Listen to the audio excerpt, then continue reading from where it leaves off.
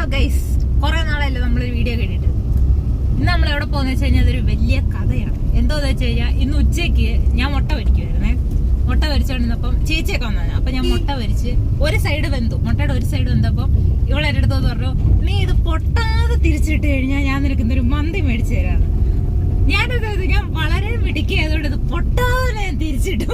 അതുകൊണ്ട് ഇപ്പൊ നോക്കുവാണ് ഞങ്ങള് രണ്ടും കൂടെ മന്തി മേടിക്കാൻ പോണം. ഒറ്റ മൈൻഡ്.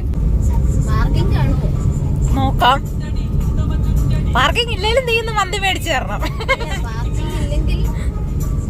പാർക്കിംഗ് ഇല്ലെങ്കിൽ തേഞ്ഞു, മട്ടത്തിൽ തേഞ്ഞു.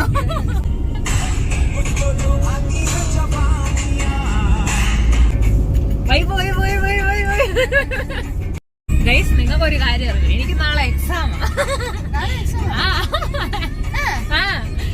പാതിരാത്രി ഇപ്പോഴും കറങ്ങി നടക്കും എന്റെ കോൺഫിഡൻസ്. ഞാൻ വിചാരിച്ച്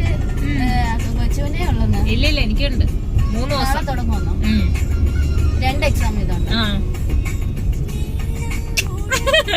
അങ്ങനെതാ നമ്മൾ റെസ്റ്റോറൻറ്റിലെത്തി.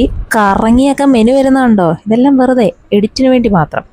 അങ്ങനത്തെ ഒരു ഭൂമി ഒലുക്കത്തിന് ശേഷം നമ്മൾ മന്തി ഏത് ഓർഡർ ചെയ്യണമെന്നുള്ള കൺഫ്യൂഷനായിരുന്നു. അവസാനം അവിടെ കുത്തി ഇവിടെ കുത്തി കുറേ ഓർഡർ ചെയ്തിട്ട് അവർ 15 മിനിറ്റ് വെയിറ്റ് ചെയ്യണമെന്ന് പറഞ്ഞു. ഞങ്ങൾ അനുസരണ അവിടെ 15 മിനിറ്റ് ആ സോഫയിൽ പോയിരുന്നു. കുറേ നേരം അവിടുത്തെ ലൈറ്റും കാര്യങ്ങളൊക്കെ കണ്ടു. അപ്പോഴാണ് ഈ ഒരു കാഴ്ച എന്നെ ഞെട്ടിച്ചത്.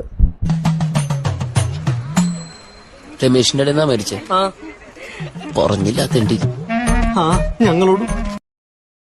അങ്ങനെ വലിയ ഡിലേ ഇല്ലാതെ സാധനം നമ്മുടെ കൈ കിട്ടി കേട്ടോ. സംഭവം നമ്മൾ മേടിക്കുമ്പോൾ എല്ലാവർക്കും കൂടെ മേടിക്കും. അതുകൊണ്ട് എനിക്ക് മാത്രമായിട്ടില്ല, നമ്മൾ എല്ലാവർക്കും കൂടെ വേണ്ടിയാണ് മന്തി മേടിച്ചത്.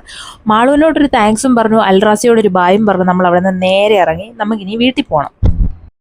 വീട്ടിൽ ചെന്ന് എല്ലാവരുടെയും പ്രതികരണം അറിയാൻ ഞാൻ ഭയങ്കര എക്സൈറ്റഡ് ആയിരുന്നു. പക്ഷെ വലിയ ഭാവവ്യത്യാസമൊന്നും ആർക്കും ഇല്ലായിരുന്നു. പക്ഷെ മന്തി കിടിലമായിരുന്നു. അതുകൊണ്ട് തന്നെ എല്ലാവരും ആസ്വദിച്ച് കഴിച്ചു. കൊച്ചുവിനൊക്കെ ശരിക്കും ഇഷ്ടപ്പെട്ടു കേട്ടോ. കൊച്ചു മാത്രം ഒരു തംസപ്പ് കാണിച്ചു.